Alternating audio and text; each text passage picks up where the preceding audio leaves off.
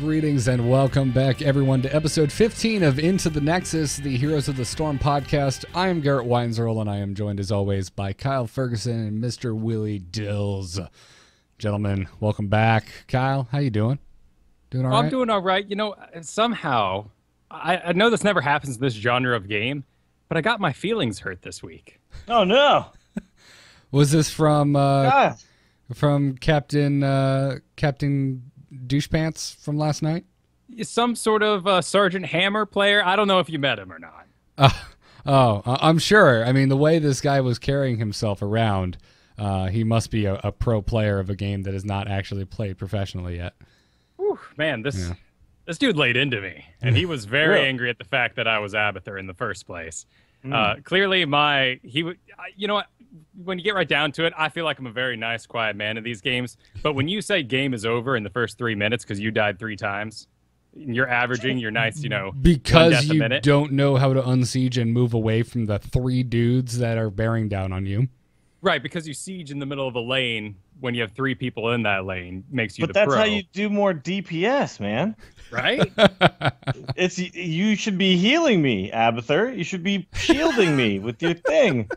With my limited range spikes, I am dying to sit on top of tanks when there's an Arthas in your lane, sir. Why are you such a noob at Abathur that you can't save me while I siege up in the middle of this lane for extra deeps? I don't get it. Yeah. People are jerks. People are jerks. Mostly I don't reply. I made the mistake. I should have just muted him straight out. It takes an extra button point at this point. Dota, you can just kind of 2 clicks, you're done, but you got to open the screen, then you got to go to the other tab. So I sat there and listened to it all and argued back like a complete noob. Yeah, and I'm not nearly as disciplined as Kyle is. So when Kyle opens up the gate, I take that as a sign of Garrett, go nuts. And I just start berating this guy. And I was feeding the troll hardcore, man. This was... Oh, my God. So you guys tag team on him. You guys are the jerks now. Oh, dude, it was a full-on throwdown. We had Kristen in the game as well. Like, 2 white knights came down on rockets to defend my fine ass. That is awesome. I'm sad I missed this. Yeah. Sounds like insane troll fun. Yeah, man. We were just sitting there just telling him why he was terrible. Anyways, yeah, welcome back. You know what's terrible, by the way, real quick. This is the first time we podcasted since hearing about this, really. This is the stupid Twitch news, man. What's up with that? What's going on with Twitch? I didn't even hear about it. The VODs, they're going to take out any music that you play, and then in your VOD form, they're going to YouTube-style go hunt and destroy any VODs that have copyrighted music. So basically all of my VODs of everything I've ever done. Yeah. I mean... It's annoying. That sucks, but I mean, don't you guys kind of feel like we were living on borrowed time from the very beginning when it came to that? Here's what they should do. This is what they should. The problem is also, though, they went too far. They're like, some game music may fall into that category. And you're like, okay, buddy. That's where it becomes an issue. Like, if I'm going to go stream Grand Theft Auto, which any of them, 3, 4, have soundtracks. They all have regular music in them. Or FIFA, right? That game also. Well, that's what you get for playing FIFA. But...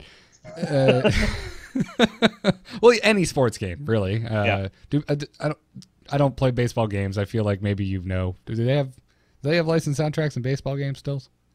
Not like the MLB franchise. I don't think. Maybe in the title screen. I remember like Madden. I never played it, but I had a roommate in college who played just the hell out of Madden. I remember Madden always had very noticeable soundtracks. Sure, the latest pop hits. Yeah. And then there'd always be like that one punk song, and I'm like, damn it, why is this band on Madden, man? I like this band. I hate Madden. It's Good Charlotte, and you're like, what? This is your example of punk rock? No, I remember hearing... Here's what they should have done. This is what Twitch should have done. Twitch makes a lot of money. Mm-hmm. They make a lot of money. Yep. They could afford... And I know that they can because I know of other sites that do this who'd make nearly or a small percentage of the money that Twitch makes. They should just purchase blanket licensing from ASCAP and BMI for just popular music and go at it. And I understand if someone's playing the Beatles' White Album, maybe that doesn't fall under. I was about to say, but it's not. Most streamers are playing Darude Sandstorm on repeat, and it's going to be fine if they just do something like that. And it's going to be a small It's going to be just a small percentage of their income, and nobody. And then they'll cement themselves as the place to stream video games, right? Well, I feel like and this they're is something opening they just themselves up a little bit. they just flipped the switch on it. It just turned on the other day. So all videos, if you have a 6-hour long video and you play one song, you have a half an hour just block that sits on top of it for safety's sake, because they don't actually go in physically and, remove certain parts of your video. And this is only in VOD form. Like if we played a song right now, the live stream would be fine, but our VOD would be ruined. But it's pretty funny too, because it doesn't recognize if you got permission. So Twitch's own shows that they produce on their own websites have been getting deleted because they use music. Oh my God. Yeah, so at this point, it's like it's a dumb bot and it doesn't know what it's doing. And then the AMA today was hilarious. I don't know if you guys caught that at all, but basically it was just the 4,000 or 5,000 comment shit show of people just hating on Twitch. And I think they're going to change some of these things a little. They're going to tweak some of these things a little bit and lessen it pretty soon. So I don't know. Maybe the people have spoken. Maybe the people have spoken, and we'll get what we actually should get. I feel like we need to do a very special episode of Into the Nexus, and we need to bring on Brian Ibbett and Tom Merritt so we can talk about music licensing and then just copyright and the internet in general. Yeah, I don't know. This is we do many shows. This is the first one I've had a chance to talk on since this all went down, and I felt like I had to weigh in. So there you go. There's your non-Heroes of the Storm content for today. Lovely. It's important. It seems so foolish looking at it, though. I mean, the internet's a wild west. If you add these caveats to your website, people are just going to go, "Oh, fine, I'm going elsewhere." Yeah. There's a few other sites that are stoked on this news because they're like, "Well, maybe we can actually gain some traction now." Yeah. But we'll see. I have a feeling Twitch is going to pull the plug on some of this stuff. But I don't know. Keep your ears to the ground, people.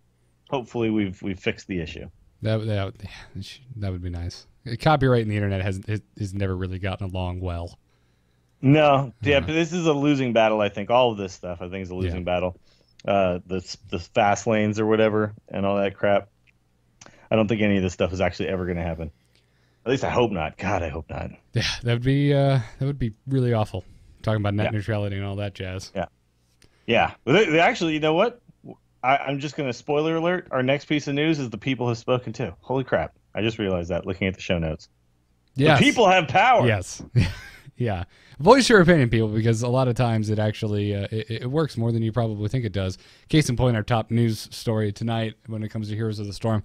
Artifacts. They're gone. We've received your emails and your tweets saying, guys, the day after your episode went up, the artifacts were taken out, so your episode is no longer worth it. And to that I say, hey. Blizzard doesn't schedule what they change according to our show. Yep. All we knew was last Thursday night, artifacts were in the game, and that's what we had to go off of. And not only that, though, we actually kind of guessed that artifacts may not stick around. I like to think that our show went up that night at like midnight, and some dude at Blizzard was listening to it and was like, shit, we can't let him sit on this all weekend. We need to rip it out right now. Yep.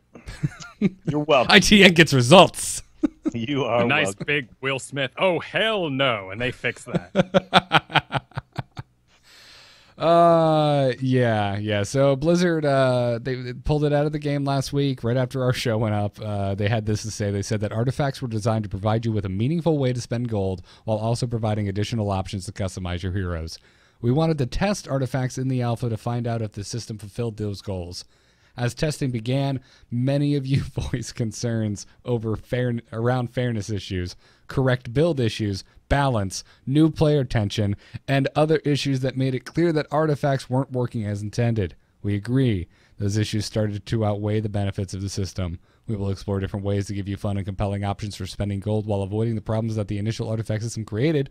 We don't have any updates on what our future systems may be, but we'll be sure to keep you informed and look forward to getting your feedback on alternate systems.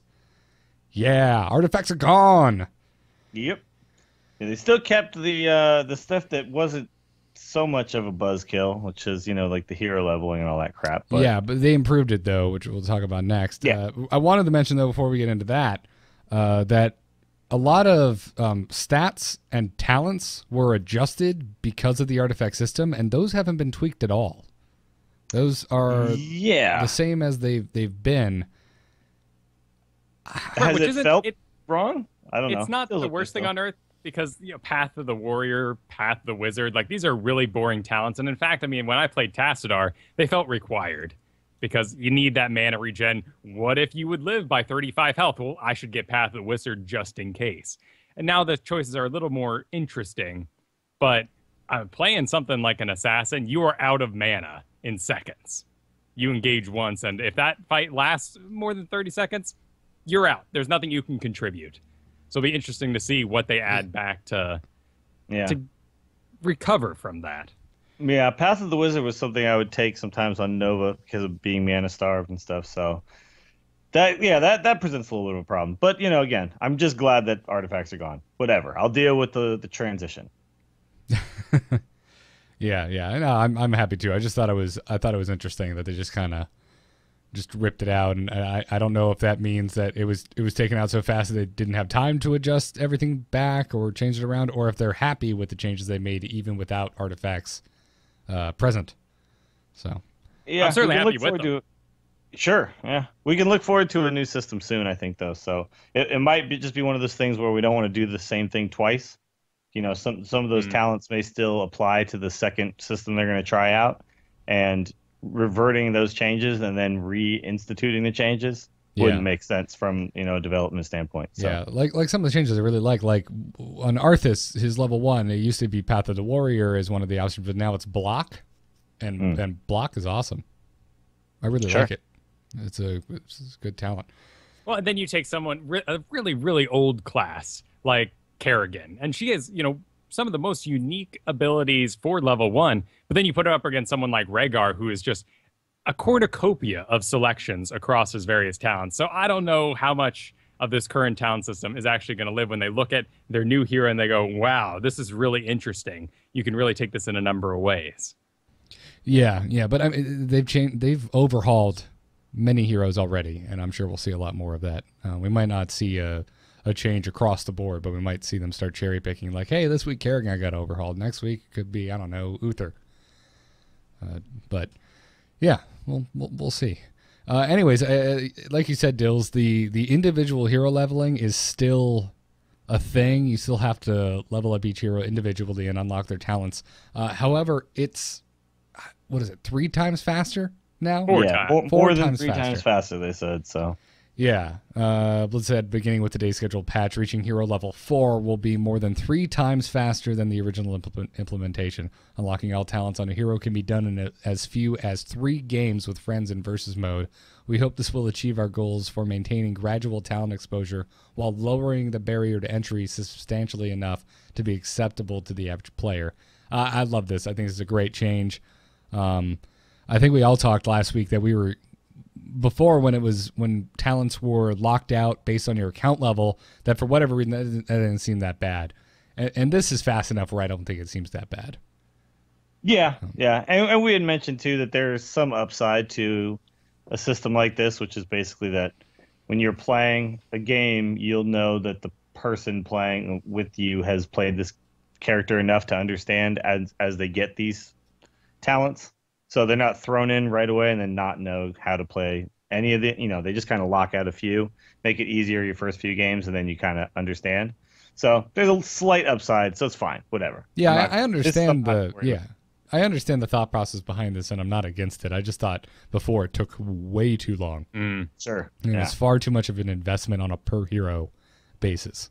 And it did. And they made a note, too, that they're going to try to rework the order of the talents so that they're all good options that you have originally. Right now, your first 2 that you get after just buying a hero, sometimes you scroll through those and you're like, wow, number 4 is amazing. Why am I locked out of it in the first place? Sure.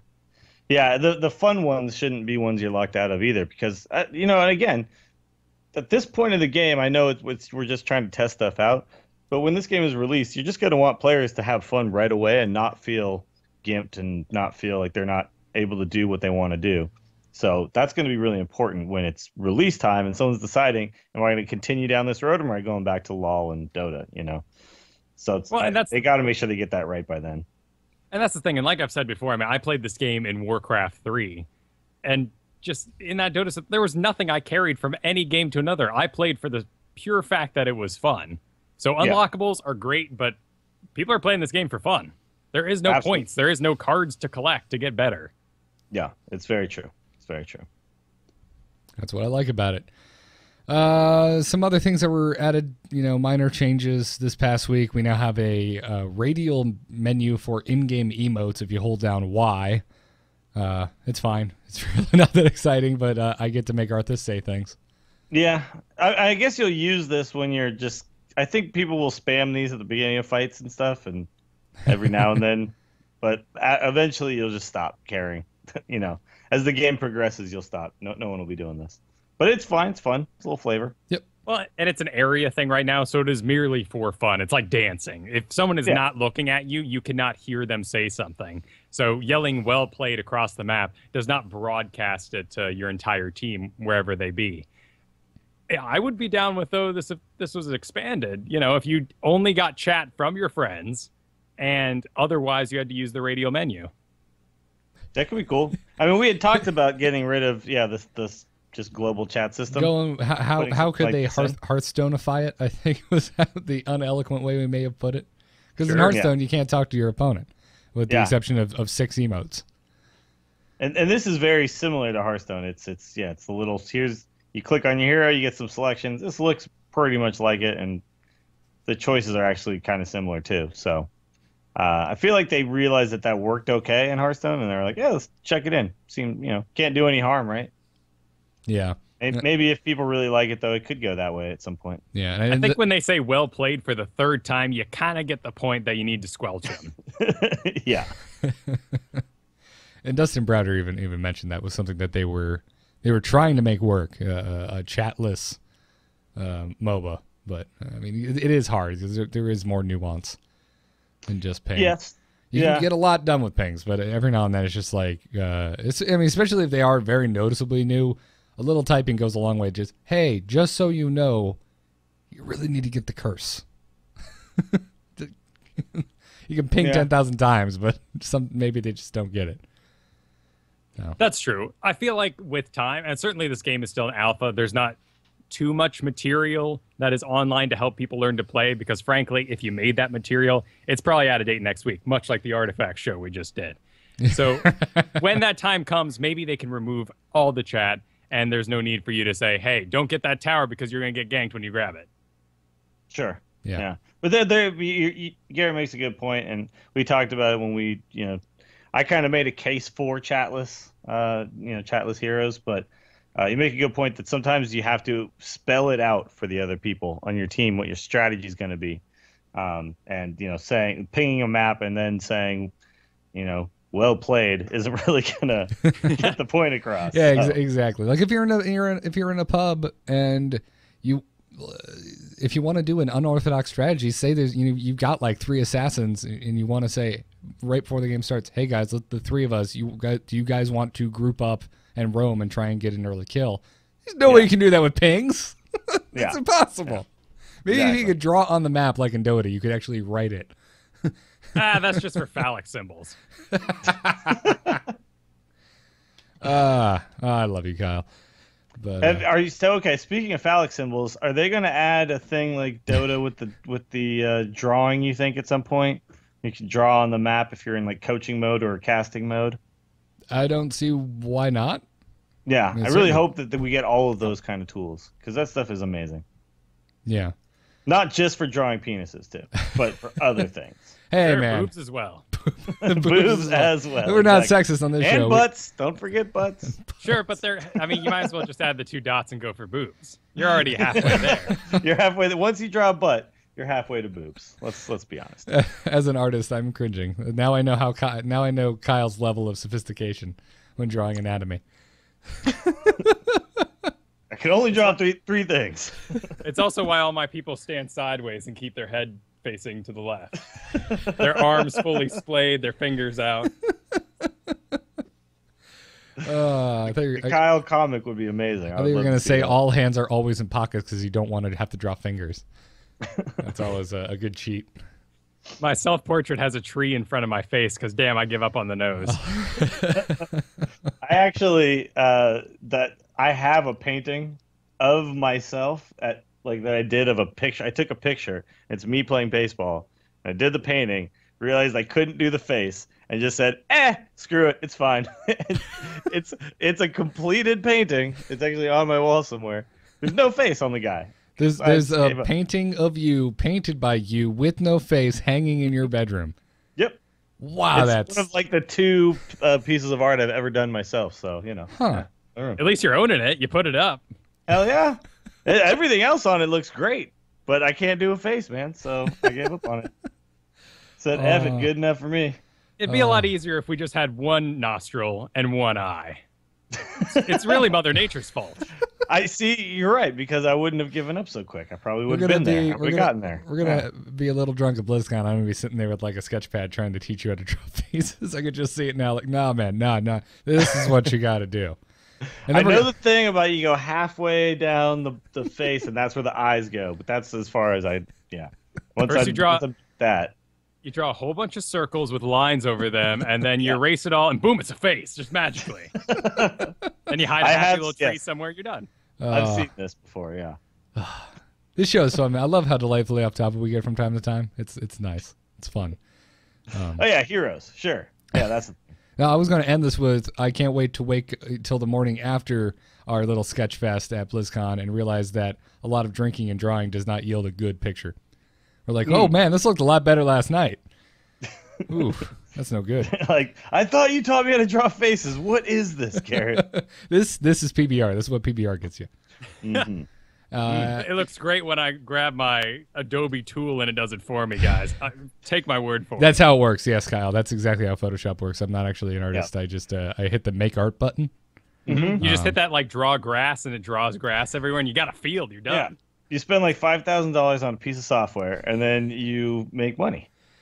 I'm trying so hard to get back on topic with heroes, but everything Kyle is saying is making me go into a blind rage because it's making me think of every client I've ever had that wanted to pay me like $15. They're like, well, you got Photoshop, right? It just does it for you. I'm like, no, that's not how it works. What's the problem, man? It's not how. It's like saying, hey, plumber, you have a snake. It just does it for you, right? Okay, cool. I'm going to pay you $10 instead of $200. Anyways, back into heroes. That's my rant over. We've been talking to folks. A lot of the people we play games with, a lot of the emails we get and tweets. People talking about the way the game feels in terms of responsiveness and saying that it feels like there's some sort of delay or lag that's persistent, regardless of how good their connection is or what.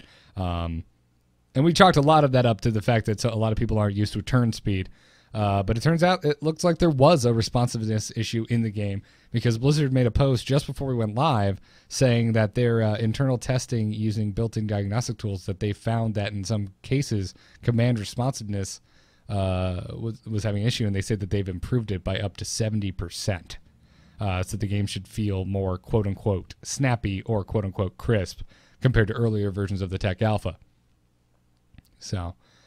good to know, and you all weren't crazy. Congratulations. I agree though. It does feel a little better. So yeah. I'm landing my lunar flares even more consistently on Tyrande now. Yeah, I know I didn't just suck, right? Yeah. Just blame it on the game every time you miss. My stitches was amazing. I was 70% late. That's all.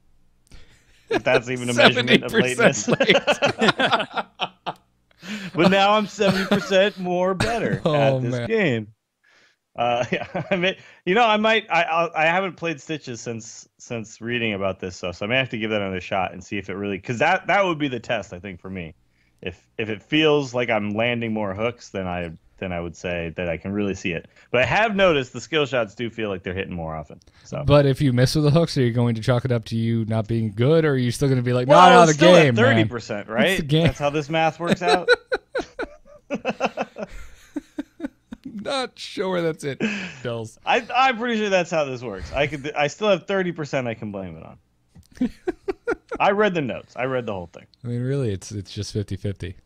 Yeah, it's all 50-50. Damn, Garrett made the 50-50 joke. Holy crap. We can no longer. You're the one who is wanting gritting your teeth as we do it over and over again. You know, I just you can't beat them. Yeah, them. just join them. You can't beat the stupid math. You have to join the stupid math. And that's the thing. 50% of the time you beat them, the other 50 you join them. Oh so. my God, Tills. Welcome. Wow. Genius. Also this week, we got a Chen Storm. Well, we didn't get an official Chen Storm stat preview. This was he's not here yet, right? No. Well, this is via multiple different Chinese media outlets. That's racist, Blizzard. Why did the Chinese get Chen? How is that racist? I don't know. No, honestly, I'm a little confused because every time they announce something about pandas, they go to China for it, and they can't love them that much. I mean, sure, we like bald eagles over here. They're pretty sweet. Yeah, they are. But bald eagles, like holding rifles in each hand, wearing a baseball cap backwards. Is that the equivalent of like Chen running around throwing kegs at people, breathing fire? Yeah. Somebody tweeted that at me, by the way. The bald eagle guy. Yeah, that was to the Angry Chicken account, I think it was. Oh, was it? Okay. And yeah, that dude was totally not that was really un-American because you can clearly see him using an AK-47, which is a Russian gun. So. Yeah, but he's just proving his dominance by saying, "I will beat you with your own weapons." It's more of a dialogue on the international trade laws, Garrett. Yeah, I'm sure. Yep. Back to Chen Storm stuff. That is a good point. That'd be like everyone who comes before, like, Garrett, you're really into flamingos, right? No, they're actually kind of freaky looking. All right, Garrett, I got these turquoise dolphin statues, and I know you're just gonna love them. Oh man. And they've got your name written on it in neon pink. Sounds like Garrett to me. And the G in Garrett, it's made out of a palm tree. It's like a bent palm tree into a G. Thank you, Florida Tourist Trap T-shirt shops. Thank you so much. Yeah, I don't know. I don't know why they always go to China with the panda stuff. Maybe it is a little racist. Who knows? At least it's fun racism. Okay. This has gotten so far away from me. He looks really cool, though, by the way. Yeah. The barrel rolling and all of the stuff. He looks awesome. I want to play this guy now. He does look. Yeah. He does look fun. We got the Wandering Keg. I don't know if that's his mount or not. It could be. He's kind of a unique shape. But he barrels over people like with it. Wandering Keg. It looks like it's the ultimate because R1 is Wandering Keg and R2 is Storm, Earth, Fire. So it looks like those are your two options for a heroic ability. You're right. Because that would be the R key. Interesting they went with Storm, Earth, and Fire. You can't really go with anything else. In Warcraft 3, that's what Chen did, and hence that's what Brewmaster did in Dota 1 and now into Valve's Dota. But it seems a bit odd. Does that mean we're going to have Storm, Earth, and Fire go in Dota? Are we going to have another little lawsuit back and forth? You were saying it's weird because it's exactly the same thing that the Brewmaster has in Dota 2? Yeah. Okay. Well... Since it was ripped from Warcraft 3, I think Blizzard can do whatever the hell they want in that regard. I don't know. Yeah, I don't think they care. I feel like obviously Skeleton King had to get changed to Wraith King in Dota 2 because of Leoric and the Skeleton King in Diablo 3, and he's going to show up here at some point. But I don't think they're gonna get that granular and go down to like abilities. No, because I mean like. I mean, they had to change Death Coil to Mist Coil. Yeah, but I don't know. Did they have to, or did they do it anyway? I think it's probably just I don't think they had to. I think it's just a flavor thing. I think they changed. Sure. I think they changed Death Coil to Mist Coil in Dota 2 because it also heals your buddies, and to call it Death Coil, that doesn't make sense flavor wise. Well, sure. In WoW lore, anyway, yeah. It's called Primal Split in Dota, so it's not Storm, Earth, and Fire. Well, there you go. Honestly, I don't think Blizzard gives a crap about any of that. They're like, I'll just name it whatever makes sense for the universe that it comes from. Yeah. And they'll do whatever they got to do. This is saying, can a mage in one game have like Frostbolt, but not in another game? It's a mage. They're going to have like a Frostbolt. Yeah, and a Fireball. Like, you're not going to be like, oh man, they already took Fireball. Damn it. One game had Fireball. Legardium. They took dwarves. We can't use dwarves anymore. Oh man, it's just that stuff just isn't gonna happen. Someone runs into the Blizzard office with a copy of Lord of the Rings and like, you guys, this was published like 40 years ago. Yeah, man. what have we done? Everyone else just stares at him like, how did you get hired? Yeah, we are not worried about this, Bob. Oh man, that is a wonder. That scenario is so fun in my head. Well, anyway, Chen, come. Where are you? I want to play you. Ready? I want to roll around in a barrel. Yeah, let's do it. And in final news this week, Curse now has a Heroes of the Storm team. There's another one too. My Insanity. My Insanity. I am not super familiar with My Insanity. I know I've seen that logo somewhere. Yeah. So My Insanity now has a team as well. So it's two teams. Two teams already. We got two teams, and they can't play each other because there's no custom games. No. I'm wondering how you get on a team at this point. Are these just are these just pro level mobile players from other games? So I don't recognize any of these names. That's the really weird thing about it, and no one really does. People recognize them because they've seen them playing in game. If you get a pre-made together in the game right now, you are more likely to fight another pre-made Heroes of the Storm team. So people have run into this team practicing. But other than that, like everyone's like, are these Dota or League of Legends people who just didn't make it? Now they're getting ready, or is Curse? Do they have some sort of inside knowledge? Either way, it's an interesting phenomenon right now because a lot of teams are starting to come together, while the game's still pretty exclusive. Yeah. I feel like it's a little early for this, but whatever. People are going to do what they're going to do. People are excited for this game, so go for it. If someone wants to pay you to play a game that's in Tech Alpha, you don't turn that money down. You go and you play for Team Curse. Yeah, well, you also have to remember it has been announced that there's going to be a Heroes tournament at BlizzCon this year. That's true. Yeah. So that's right. D-Day was saying he wants his little group to participate in that, right? Yeah, that's one of their goals. So yeah, good luck. Interesting. I would assume it's an invitation only, because you would have to control. Yeah. But I mean, who are they going to invite though? They're going to invite. They might invite people who have high win rates in the game or something. I don't know. No, they haven't announced anything. So no, they haven't. I'm sure it'll be a show tournament, much like the Hearthstone was last year, where they just invite a few people.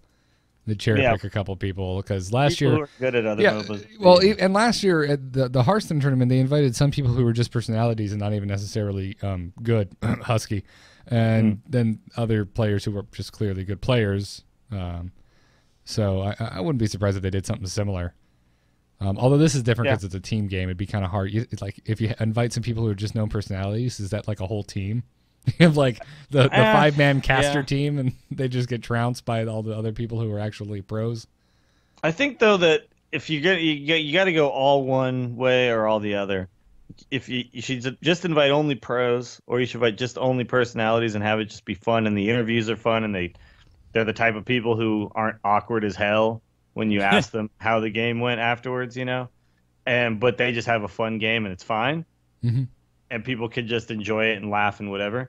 Or you got to go, we're going to take this super serious, and we're going to get players who are really good, and we're going to have exciting games. Because when you were watching the Hearthstone tournament, sure, it was Trump and Crip up there, but they weren't talking. You're listening to Total Biscuit and stuff. So it's that the personality didn't really matter as much, honestly. Well, you're not going to have the teams talking either. I'm sure they're going to have casters for this. Exactly. So I don't think you need the person. I don't think that was really... Like, that Hearthstone tournament, it was fine. Maybe people were interested because they had heard the names before. But I think with this type of game, just go for a serious team and just get good casters, and that'll be an enjoyable experience for everybody. You can skip it all, too, just by not speaking English. Because then, you just stand up there, you say, I'm feeling a little sick, but I'm going to give my all today, and everyone goes, woo! I love Abby Weaver in the chat room. Professional gamers not being awkward, ... Yeah, never gonna happen. It's it's the same thing. Like, you go watch post-game interviews, like after a football game or something. There's nothing eloquent being said.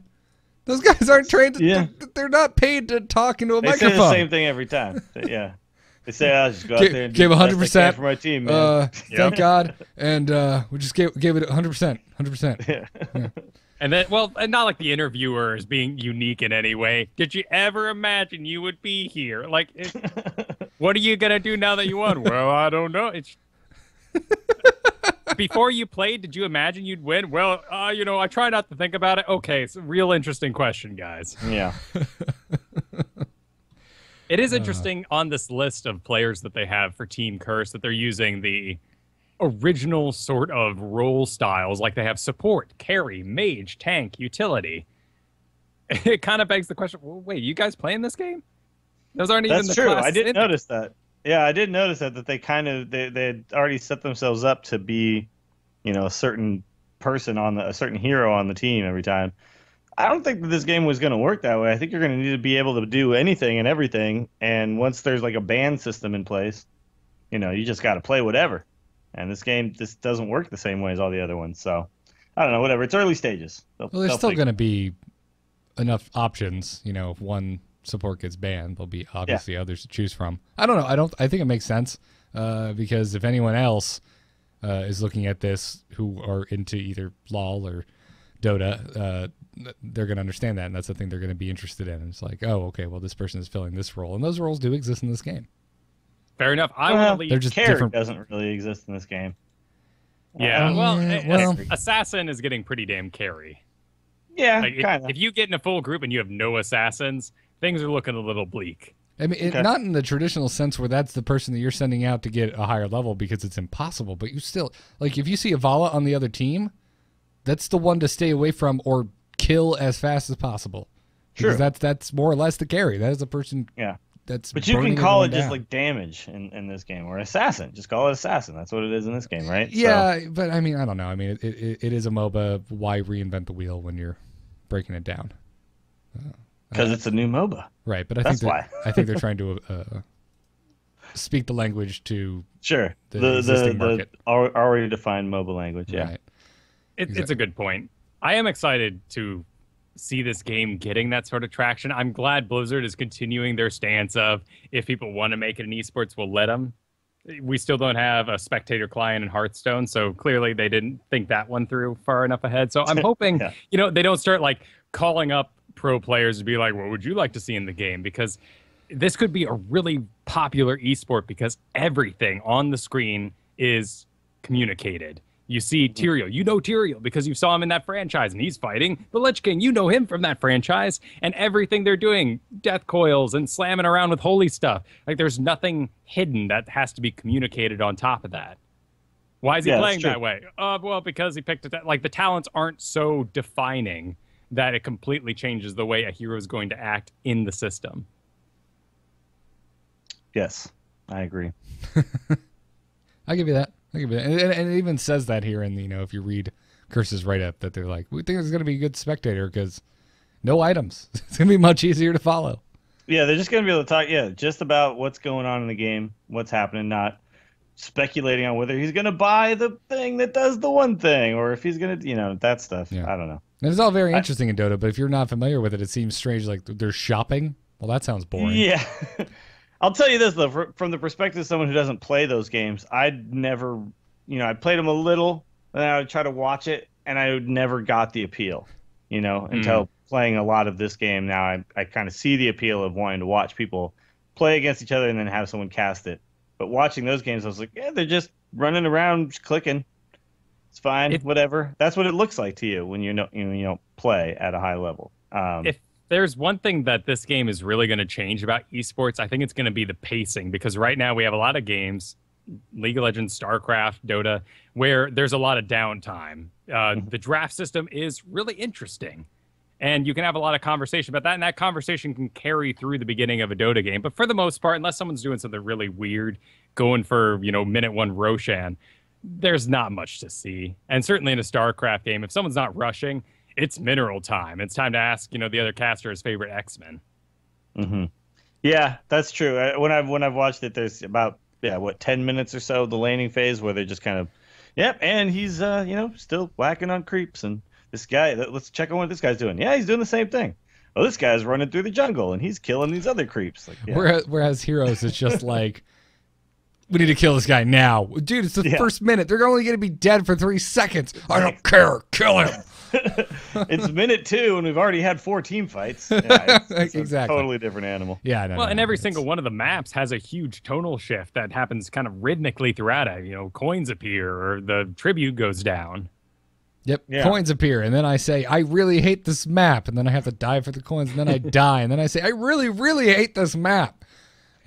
Speculation time. What do you think they're going to do when it comes to tournaments about the maps? Do you think you'll have predefined maps, so round 1 is always going to be this, and the players know what's going to happen in each, if it's like, let's say it's a best out of 3, right? Mm-hmm. You think that the way that it'll work in most tournaments is going to be, all right, so we start and we do Haunted Mines for round 1, and then the next one we're doing Dragon Knight. Do you think that's how that'll It can do either go that route, random style, or in StarCraft, it goes back and forth. Player, I don't know if you win a coin toss. I forget who chooses in the first place. They pick maps. They right? pick, yeah, Players. and then whoever wins, then the loser picks the next one. I said, I don't know how it's decided who picks first. Yeah, I'm pretty sure it's a coin toss. I think it's a coin toss. Yeah. But yeah, then the loser gets to pick the next map and so on and so forth. And I think that would work really well here. I don't see why not.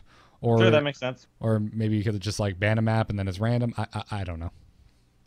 I could see that too. Each team bans a map and then you just get random from the. I think it's more interesting if there's an element of choice, because that could be part of the story of the team. Hey, Team Curse, they're really well known for the Dragonshire play, but they are terrible at Blackheart's Bay. So obviously, Team blah blah blah is going to pick Blackheart's Bay first because they know it's a blah blah blah, and if they lose, then okay. So sure, encouraging that conversation. You get a narrative. Anytime you have a chance to build a story in esports, I think you should go for it. Sure. And that obviously helps. And we're seeing that more now with Hearthstone too. People are starting to do the bans and tournaments and stuff, which they were not doing before. It was just pick the class. Okay, now go to the next one. Now go to the next one. And the ban stuff is now actually a little interesting. You can basically get rid of the OP decks and stuff. So I would like to see something like that. I think that'd be good. Yeah, it makes the tournaments more interesting. We don't get Miracle Rogue versus Miracle Rogue. True. Yeah. Either way, the whole situation seems a little off because not everyone is in the game yet, and you're going, do you think you found the best players? Really? When there could be some dude sitting at home right now, playing The Sims who just happens to be the prodigy?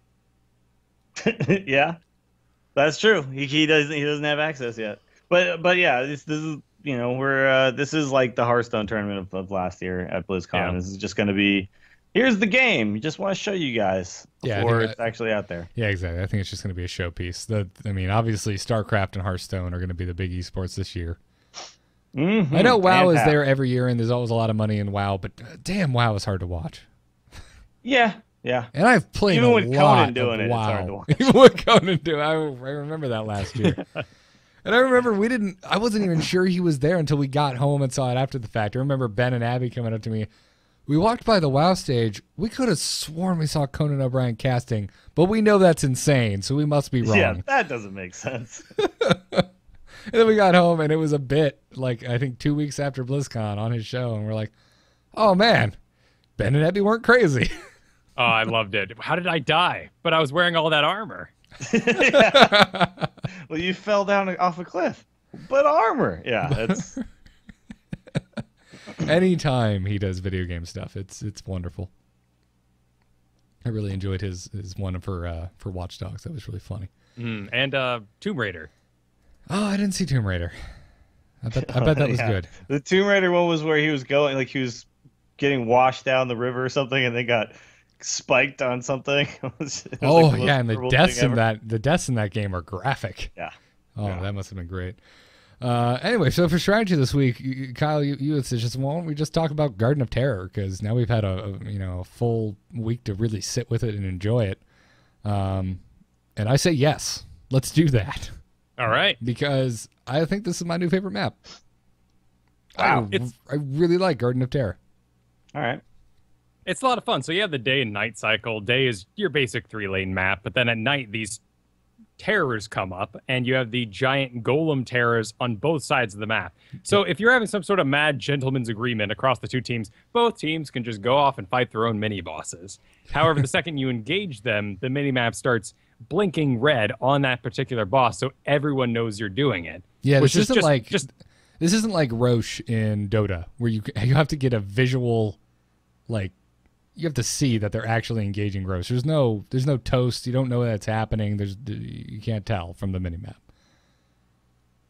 So I've noticed in this map on Garden of Terror, it seems like if you can, as a team, like as soon as the night hits, if you can just dive on whatever terror you happen to be closer to, kill it with like in any matter of speed, you can just speed up to the other one and just destroy the other team while they're busy fighting this thing.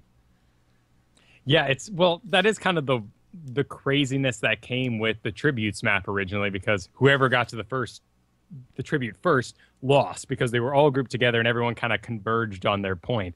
So with time, I'm sure it'll even out a bit. But what's really interesting is this is the first map that, one, visibility goes down because you have a nighttime, and two, that just really matters because you can get snuck up on. There's all sorts of backtracks, the curves that lead into the sort of arena pit that the boss is in all have the weeds up around them. So it's very easy to sneak up on the people taking down the terrors. Yeah, I've seen a lot of people actually recently going in and because the hedges, the S curve with the line of sight hedges is on one specific side and it's mirrored on either. So I've seen teams, it looks like they go for whichever one where the S curve is closer to their base, and they pull the golem into the hedges and they kind of tank it in the hedges so that they have a better escape route should stuff go south. And it seems to work pretty well. That's a good strategy. I hadn't seen that. Because then, like, if the enemy team is coming from their base, they're approaching through the large open section, so you can kind of see them coming. And if you want to fight, you can come out of the choke point into the opening, as opposed to them kind of funneling through and you not being able to see them coming. And I would recommend that. Obviously, in a pub, it's kind of hard to communicate that very quickly. You might just want to go with the mob mentality and just follow and do your best to maybe. Like if you're in a pub with this, if you don't have that much control over the situation, I just recommend standing at max distance in the direction of your base, like within a, don't corner yourself in. I've seen some people this week, they go in and stand in like the corner of that alcove, and I'm just looking at them like, if the other team comes in, you're dead. There's nowhere you can run except towards the opponent. I understand why they're doing it, though, because when you're hitting the terror, that's kind of where the seeds launch back to. And so if you're standing back there, you're kind of preventing that one Nova or Zeratul running in and taking all the seeds as you hit them off. But visibility is key. And this is one of the few maps that I actually get Abathur's sensor drone. Yeah. That sensor drone is cool, man. I like the sensor drone a lot. I've been killing a lot of them this week.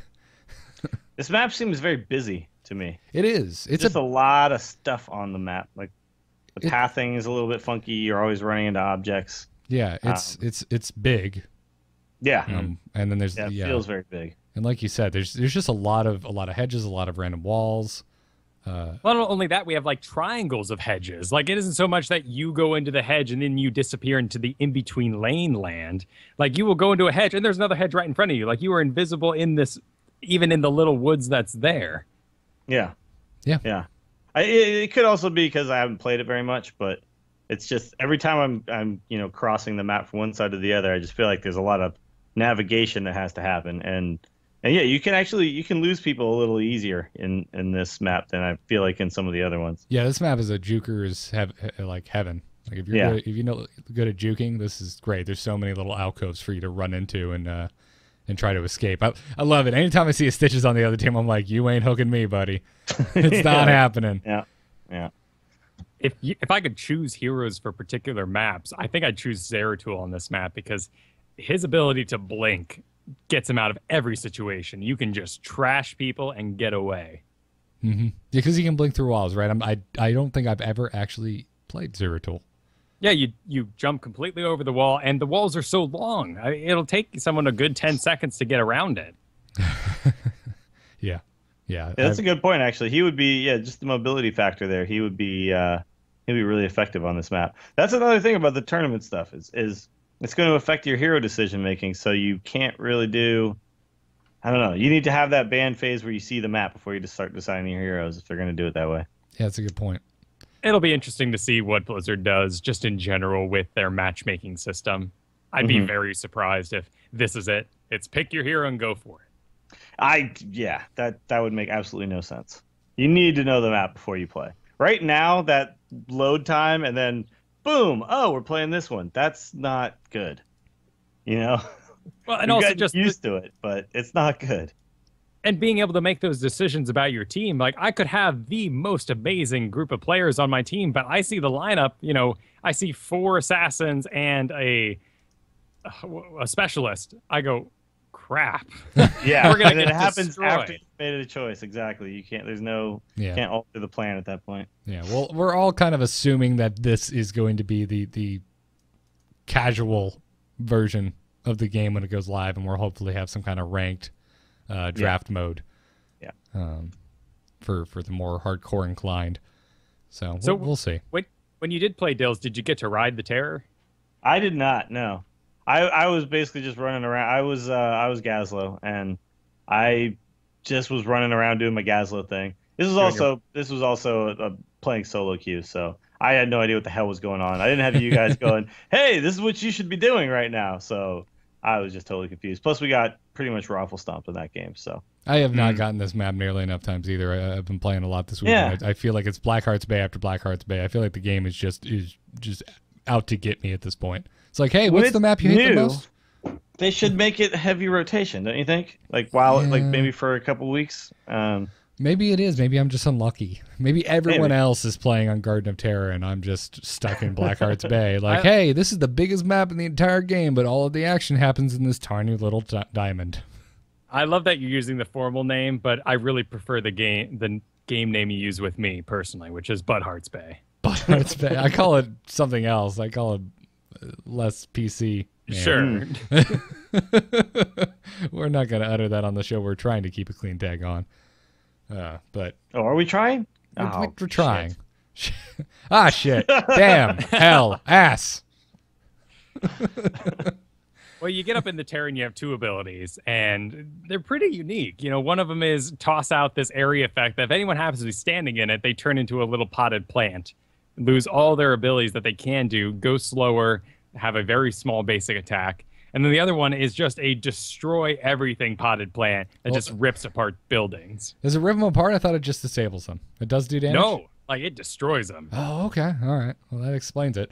Yeah, it's good. That thing, I don't know what the ability is called, but yeah, the big AoE plant that disables and damages buildings can be targeted down. So if you're fighting against the Terror and you see this thing drop in your town, kill it as fast as possible because all of your turrets are going to stop firing and they're just going to start dying. I've noticed people just ignore it, and I'm just like, dude, target it. It's killing us. In the madness of combat and you're surrounded in a garden in the first place, I get it, but definitely public service announcement, please target that thing. It's what's killing us. Yeah. And losing towns is not a good thing. But it is an interesting system because it does put it all on one person. The Dragon Knight, someone gets up in it, you see them go dashing across, or they go to the top lane or the bottom lane.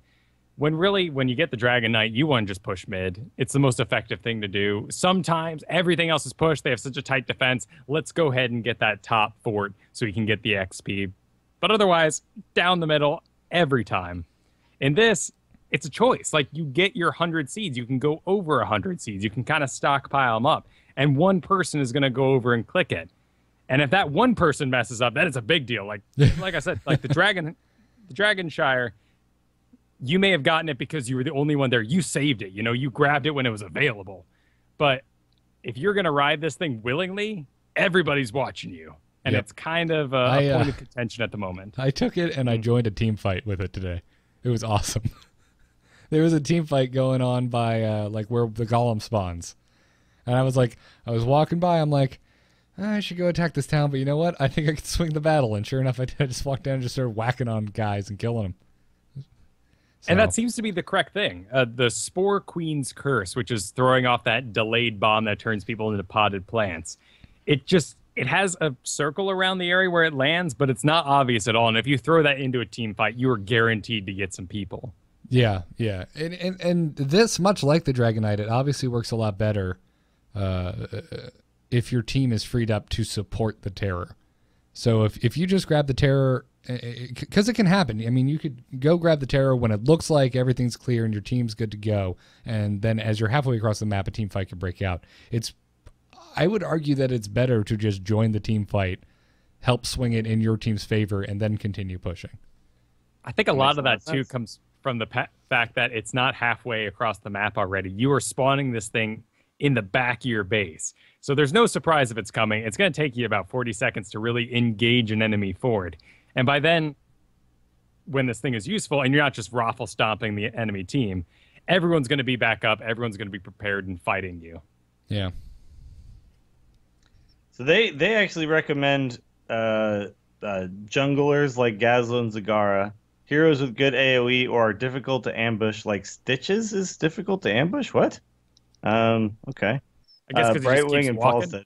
Yeah, I don't. All right. I don't know. He's big and slow, and he can eat you, so he can take one of the ambushers out of the fight. If he has his bile ultimate, he can just pop that, run away, and everyone's slowed. Pop that, run away, and they're slowed as they chase him. He's pretty hard to actually. Yeah, that he is hard to ambush. But I don't know. When I played him and I just get like two guys just got on me, and I know that they have enough damage to kill me. It's pretty tough to get away if you don't have any of those tools. And you're talking about two ultimates, so that's not going to happen all the time. Yeah. I don't know. That's just weird. I see Brightwing and Falstad, though. And heroes with talents that allow you to scout like Tassadar and Clairvoyance. Okay. Yeah. These are heroes that are recommended to ride the Terror? No, just excel well in the Garden of Terror. Oh, just in general. Heroes according to Blizzard, yes. Recommended for this battleground. Mm-hmm. Okay. Yeah. I would think that you'd want, I would, say like the weaker heroes in team fights would be great for it because suddenly you have somebody who's awesome in team fights, in the Terror itself, Yeah. And you've replaced one of your guys who's not very good. So like when I am playing Gazlo, I'll definitely I would be the guy to do this all the time because suddenly I'm awesome. Whereas before I should be out getting, merc camps and stuff. It doesn't quite have the pushback that the dragon has either, so you're very vulnerable. Like in Abathur, I can usually wiggle my way off with a nice little pushback of the explosion from the dragon, but the Terror, I'm dead. Oh yeah, so wait, when you die, it has a explosion. It looks like it looks like it's exactly the same as the Dragon Knight. It could be. For some reason, I feel like it's different. Maybe it's just all that gravity that I'm spending the points, and it's not like. If you get both the top and the bottom shrine, you already won. You kind of feel you took that away from the enemy team. Whereas when you get in the Terror, you're spending the points for the team. You're putting yourself at a deficit if you don't do well. If the dragon gets running and he sucks, at least the other team didn't get it, so it's okay. Even if you fail, it has an upside. Yeah, whereas this, I still love that you can just have two Terrors just whacking on each other. It's great. It's so dumb. I love it. So, anyways, any final tips, guys? No, I haven't played enough time to give solid tips. So, gotcha. We'll try and get you in this week. I think this map in general has the strongest Nexus theme because it is the Garden of Terror, and you have the gardeners and it's sort of Alice in Wonderland bushes and the flowers everywhere. And I think more than any other map, this one makes me wish... I kind of wish they were infested. I kind of wish they were Zerg. You want Zerg plants? I want left to die, I mean, that's what this is. Well, that's what we were hoping for. It's not what it is. Right. But because the other maps are more neutral, sure, the Raven Lord has his theme and there's Raven statues everywhere. But this one, I feel like, comes off a little stronger. Maybe because the voiceover woman's always making plant puns in your ear. Yeah. I'll give you that. It feels a little like, do you guys play, well, I know Garrett did, but the Tor BGs? You played Hutball. There's just always this voice going on the whole time. You're like, okay. Yeah, and it said cheesy announcer.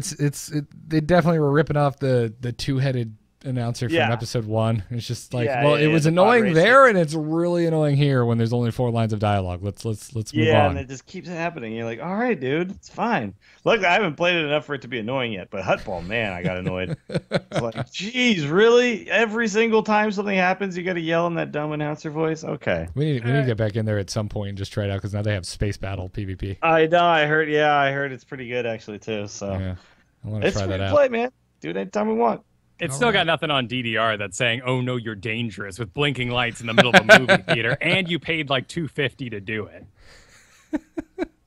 I hated DDR, man, because there's always that one dude that's all he does, and he just goes to a public area to show how awesome he is at DDR. Just like, all right, I could show you up in Guitar Hero, but that's where are you gonna find that nowadays? Anyways, let's take some emails. Send them to itncast@gmail.com. Our first email today comes to us from Big Nasty, who writes, "Hello, Dills and Dills supporting cast." Oh wow! Thanks, Big Nasty. I was Big wondering. Nessie, come on, man. I was wondering your feelings on Murky. The previous Siege Murky was strong in pub games, and I understand the heavy nerf to the backdoor sieging. Currently, I am loving Teamfight Slime a lot Murky. Slime a lot Murky. I guess it's all one word. The true death rarely occurs. Is this freaking True Blood? What is this? I like that though. The true death rarely occurs, and with frequent strategic egg placements, you can cause chaos in team fights. And Venom and Blood for Blood turn him into a huge damage dealer that people did not expect. Basically, the 100k plus damage I used to do as Siege is now hero damage, and my team no longer hates me for ignoring team fights. All right. Signed, Big Nasty PS. He has a crush on you, Dills. Oh. Wait, that's not what the PS says. Well, I'm based on his greeting. I'm I'm taking what this. What do you call the PS that happens before? The BS. the B. Um, I think I like where Murky is now. I still feel like every time he's on a team with me, that he's just the weakest team member. I don't know what it is. I definitely have run into a couple that do the build you're talking about because I still have it. I'm still like, I feel like I'm trained to react to Murky the way I did when he was first added. And I'm like, you can't hurt me. And then I just start dying rapidly now. And I'm like, oh shit. And it really is it's poison great damage. that he's that way now, though, because this is what I kind of wanted out of the heroes. That at least I want that choice, right? Murky was kind of backed into a corner of just doing this one thing, and if you didn't like doing that one thing, you basically just had one hero you couldn't do. So now you got a couple ways to play Murky, and I think it's pretty good. Yeah. It was a unique role, though. I understand if a lot of Murky players are upset. It's kind of that jungle role. It's what you get to do with Gazzo. It's like, at least if I pick this hero, I'm going to have something to do all game. If we're losing, at least I have a job. I'm going to go get Mercs all game. That Murky can kind of have like his own little quest throughout the entire game and then get rewarded for it by winning in the end. But I agree, this poison damage is really smashing. Yeah, and I don't know. I just thought the way Murky used to play was just straight up unfun on both ends, playing as him and playing against him. Yeah, it was fun when it was novel, I guess, for a little while, for a few people. It was not fun for the rest of the people playing the game. And now you can see Murky and you can go. You actually kind of have to react as well, rather than immediately have a plan. Okay, who's on Murky duty? Now it's. By the way, that sounds weird. Like someone's following Murky around cleaning up his poops, but He's got a diaper on. yeah, that's true. He does have a diaper on. It's like he's on Murky duty. But anyway, like now you have to decide, or you have to wait and react to how Murky's playing. Is Murky hanging out with other people and actually team fighting? Oh, okay, this is a damage dealing Murky, and we got to be careful. Is Murky off on his own doing whatever? Okay, that's that type of Murky, and that's kind of cool. I like all the heroes to have a little bit of an element of surprise. You have to react to what they're doing in the game. Well, adding him to the team fight, too, just makes him a more interesting strategic player because you really have to be aware of where you're putting your egg. Before, you could just put it behind a wall and walk all the way over to the enemy's fort and just have at it. And if you died, no big deal. You're just going to do it again. Now, you die, a couple seconds into a tribute. You've got 30 seconds before you're back in that fight. A real pro player is going to put that a little closer and hide it well. Yeah. Yeah. Yeah. There's just more complexity, more strategy to play in Murky, and it is cool. Sounds like Big Nasty's got it figured out. Yeah. I like where he's at now. Definitely way better than he was before. Dills, do you want to take the next email? Sure. This is from Keoric. I believe that's how you say it. That's and it how says, I "Hey would say there, ITNers. In one of your earlier podcasts, you discussed what to play if you're new to the game. I'd like to make a case for Uther. In short, you get to stun 12 shades of crap out of opponents, red flagging them as kill first targets. You get to heal suckers that are getting suckered silly, which your teammates will appreciate the heck out of. And last but not least, you get to be an annoying little prick after you die. In short, you get to decide who lives with your heals, who dies with your stuns, stick with the best player in the game, and you can turn a tentative loss into a smashing victory. I main Uther and Sergeant Hammer, as I found in solo queue those two have the biggest impact on games, with Uther being the easiest to play and master of the two. And yes, I'm that solo queuing Sergeant Hammer that solos the bottom lane up until the core, while you other people do all the real work. I generally call my teams Sergeant Hammer and the distractions. Cheers, Derek and Keoric. All right, I think that's a fantastic suggestion because all the points you made are correct. You can Uther's pretty powerful in basically any comp, I think, because what Uther does is good all the time, right? Stunning, healing, it's always good. Kyle, were you in the game with us, or is it just me and Ben where there was an Uther and a Malfurion on the opposing team, and we instantly died in every team engagement because Uther would Divine Storm stun everyone, and then right as the stun let up, Malfurion would silence everyone, and at that point, couldn't do anything. We were just dead. I was there, man. And then we had the Vala that would just dance through all our, our poor stunned bodies and destroy us. Yep. And then you have Tyrael diving in and doing his stun push, and Tyrael does so much damage now. It's ridiculous. Tyrael's I am terrified of Tyrael. I need to learn how to play Tyrael. That's next on my list of dudes that I need to learn how to play. Because I'm horrified of Tyrael now. I'm more afraid of Tyrael than I am of Vala. Yeah, I used to just see Tyrael and just kind of laugh. Yeah, he's not going to do anything to me. This is fine. And that is not the case anymore. Yeah. You got to be careful. You got to watch out. Get away. Get away from Tyrael. Yep. With Keoric, all good points. The support in general, man. If you're just getting in and you just want people to like you, just play support. No one's getting mad at you for healing them. No, they appreciate it. They might yell at you when they die and tell you that you should have healed them when you were actually on cooldown and you had just healed them, but just ignore them. Yeah, ignore those people. And then also stunning is just stunning, silencing, that kind of stuff is always going to be really powerful in games like this. So pick the characters that can do that, and your team will appreciate it. Yeah. That's true. His heal does have a long cooldown, though, and he is melee, so there is some difficulty in playing him. That being said, though, he's got a lot of health and a lot of armor. Well, not armor, it's health. Yeah, and then he dies, and he still keeps whacking on people. So to steal a turn of phrase from Garrett. And hey, you don't have to make a choice when you pick your ultimate, because who picks Divine Shield? Yeah. Nobody. Why would you? Good point. Well, somebody does, I'm sure, but that person is an idiot. I'm the sweet carry Uther. I'm just gonna everyone stand back here. Carry Uther. I got this, guys. Hold my beer. Oh, it's great. Oh, now I want like hipster Uther with like a beanie and some glasses, and his beard's a little scraggly, and he's holding a PBR. And he just passes it over to his buddy before he does something. It's great. I'm gonna go stun all these fools. Watch out. Sadly, Divine Shield is not long enough to bubble in Hearth. Our final email today comes to us from Chris, who says, "Hey guys, the other day while solo queuing Asterial, I got in a team with the following heroes: Lili, Brightwing, Nazebo, Zagara." Oof.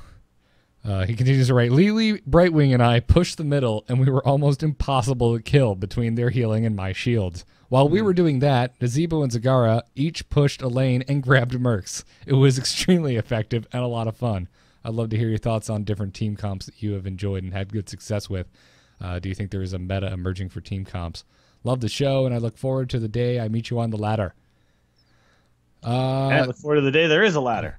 Yeah, I would like a ladder to be introduced.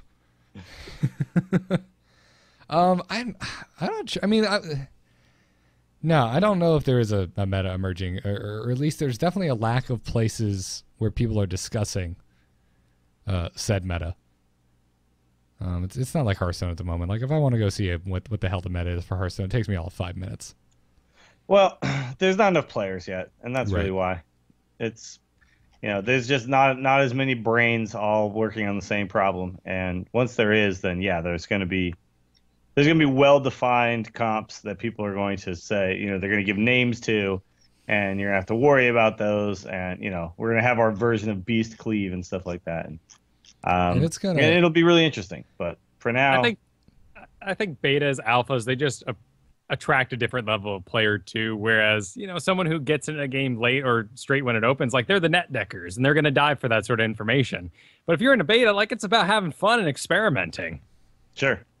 Yeah, this comp sounds terrible, but apparently it worked really well. When you look at that, you say there's not enough damage to do anything, and then you think about it and you go, well, actually, yeah, okay, if they're doing that, if they're just pushing and not being killed, then... You got Witch Doctor, you got Zagara, that's a lot of push power and quite a bit of damage. Sure. You have Tyrael in front in a game that is an alpha, and I think that's really the key of what happened here, is Tyrael's charging you, he's putting shields on everyone, he's laying down his smite, he's putting up his righteousness, is it? Sure. Don't look at me, man. Not a Tyrael player. Either way, he lays out the Manjora's Mask symbol out in front of him, and you should walk in it, because you get a speed boost sometimes if he talents for it, and a shield. Just walk all over the Manjora's Mask symbol, you're good to go. As long as Tyrael's on your team. Stay the hell out of it if he's not on your team. But you got, big, shiny guy, wings are glowing up in front. It's the same as Stitches. People wail on Stitches. You got Lily and Brightwing. Both are healing each other. Both are healing the main tank. I feel like eventually this comp isn't the best thing in the world because people are going to say, let's get Lily, let's get Brightwing. Boom, done. Tyrael now. Or guys, we're still having some trouble with the big... and pick off the solo guys. I mean, if anyone on the team, if they had wised up and started going after Nazebo and Zagara as they were alone in their lanes, it could have very quickly gone south. And that just takes a level of experience. There's going to be a time where a comp like this will be pushing towards a base, and someone like Zeratul is just going to wait in the bushes, and that that Zagara is going to be in the back a bit, or that Nazebo is going to be there, or a Vala staying towards the rear. And you'll just leave the Stitches alone, and he'll be hooking people. He'll be doing everything he can, but he doesn't have the damage output to warrant the targeting he's getting at this stage in the game. Yeah. But that's interesting. I haven't had any crazy comps like this that have worked. This week, actually, I have been plagued by bad comps, and they've just been bad comps. We've just been stomped. I've gotten a lot of games with, like, 2 supports, 2 specialists, and, like, a tank, and we just get rocked. We take a little longer to die, but we can't kill anything. Yeah, I've had a bunch of that too. We had some pretty good comps, but at this point I can't remember any of them. So I wish maybe we should start making note of those so we can come later and tell people. But we've had some nights where we went pretty good records, and the comp probably had a big reason for that. Yeah, I think the thing about this comp that really works well is these heroes together all have a good synergy without ultimates, and that's where you get the 2-level advantage. And once you're 2 levels ahead, you are just smashing everything in your path. Then you're getting to level 10 beforehand. Then you're feeling like, what is this? Why can't we win? Yeah. No, I could see that. Yeah, if you have 5 heroes that don't need to wait until level 10 before they're really effective, it could be pretty scary. Because the ultis won't bring you back, basically. Yeah. And there's a good amount of heroes whose heroic abilities aren't nearly as effective as others. Obviously, like Vala's Strafe, it's horrifying. Illidan's heroic ability is really scary. But then someone like, who am I trying to think of? I don't know, like Brightwing's his AoE ability. It's great for space control, but it can't really, like, can't single-handedly change the tide of the battle. Well, and someone like Uther, for instance, like that area effect stun is phenomenal, changes games. But until that point, if you're being chased by an Uther all by himself, you're getting pigeon-pecked. Yeah. Anyway, before we end the show, Destroying the Chat Room wanted to know what our favorite heroes currently are. Dills, are you still stuck on Gazlo? I'm still really enjoying Gazlo, but I think it's time to move on and try somebody else out. I move a little slower through the stable, I think, than some other players do, just because lack of I don't have a lot of intense game time where I can just sit and play a bunch of games with one hero and then try a new one out the next day. So I kind of get one and I feel like I've got it, and then I want to play it, Yeah. I feel confident with it. But I played a lot of games with Gazlo at this point. I think it's time to start messing with some new stuff. So I don't know. I haven't really thought about the next one. I kind of was thinking Witch Doctor, but I feel like it's a little similar because you can do stuff on your own. So I might want to go with something more of a support role. So yeah, you haven't tried to support yet, have you? No, I played Brightwing and Malfurion a lot. Oh, okay. Malfurion is such a beast if you haven't tried him since the changes. Oh, I haven't actually. That's a good point. I should go back to some of this. Do it. I wanna pocket Malfurion. All right. Do it. No one's gonna complain about having a Malfurion on their team. No. Kyle, what about you? I was all Kerrigan all the time this week, other than my couple of abracadabral games that I was playing on Abathur. But just Kerrigan, I was really turned off by the Impaling Blades and the Primal Grasp. This whole, you have to drag and then you have to hit him with a stun. And they're like, you only have 4 abilities and 2 of them have to work perfectly in tandem for you to be any good. And you're made of paper. You have like 2,000 health, where I'm used to playing Diablo with 8,000. And yet your first ability is a dive. You jump into the fight and immediately explode and just keel over. It seems completely random. She has her what is it? Assimilation. Which helps. Which helps a lot. But yeah, I was gonna ask you because I really liked Kerrigan before her what looked like a minor nerf, and honestly, I feel like Vala is just straight up better. Like if I had to choose between a Vala or a Kerrigan, I would take Vala every day. And I don't like that, and I don't know if it's just placebo, but it certainly feels like that. Vala's certainly a hell of a lot easier to play. That's the thing. Vala you can really amp up those basic attacks, and you're ranged in the first part. So you feel like you can't engage her. You're not going to run towards her. If you're running away, Volt is so cheap in mana that you just are after them in the first place. Her ults are easy to use. There's a lot of things there, but there's something really satisfying about Kerrigan and just diving in and just slamming everything down. Maybe even sitting in the middle of 5 people with your ult lightning up, frying everyone. I would love to use Ultralisk at some point, of course, but it's still not bad. As good. It's still so bad. It's such a bad ultimate. But that's cool. I was really enjoying Kerrigan for a while there, but now Vala is my assassin of choice. She's just too good. Really, what I enjoyed the most was that Kerrigan has Envenom and the Blood for Blood. These are 2 extra abilities you can add on top that are targeted damage or poison or steal some life. Blood for Blood is awesome. I've started using that this week. That's a really good freaking move. I'd say my favorite is definitely Arthas, though. Ever since they changed him up, and gave him Death Coil, he's just been amazing. He feels exactly like I wanted him to feel. Like I can just stand in the middle of the craziest team fight and just laugh maniacally. Out of curiosity, what are you picking for level 16? On Arthas? Yeah. You have to make me look things up. Sure, I'm really just curious if you're sticking with the bonus Death Coil damage with less health, or if you've moved on to something else. Oh, that level? I still do the bonus Death Coil. Like, because you're the tank. I'm soaking damage. I'm always damaged. And for Death Coil to become more powerful with damage, any damage done to me, it's too awesome, man. It's a 20% damage increase for every 10% of life I'm missing. That's huge. Yeah. Because otherwise, I mean, Frostborn Hunger, Frostborn Feeds is really good if you use, which one is it? It is, if you get Destruction at level 4, Frostborn Feeds is kind of awesome. Because then you're doing... Well, and there's a lot you can do to amp that up. I mean, you can be infinite mana with Arthas if you want. Yeah. Yeah, absolutely. But I kind of go this mid-rangey build. I mean, I can tell you right now, level 1 I do block, level 4 I do Destruction, level 7 I do Rune Tap, level 10, well, that's your heroic ability. I do Sindragosa if we're in a pre-made, and I always do Army of Dead if I'm pubbing or only have like 1 or 2 friends with me. And Army of the Dead I almost use exclusively to just live. Like, stuff starts going south, I pop army, and I just start consuming my ghouls as I run away. I've lived through the most obscene things, thanks to Army of the Dead. Yeah, that ability is just incredible. The only time you wouldn't want to take it is someone who has a lot of AoE damage, because those ghouls don't have a lot of health. Yeah. I take Spell Shield at 13. Sometimes I go for Trail of Frost if I feel like we're having trouble kind of, chasing people down. It's just easy mode. Like, that's the ability where you throw out the circle and anything in the caught path in the line of freezes. it. Yeah. Yeah. It's awesome. It's awesome. But Spell Shield is a really great passive. So it's kind of hard to not go for that.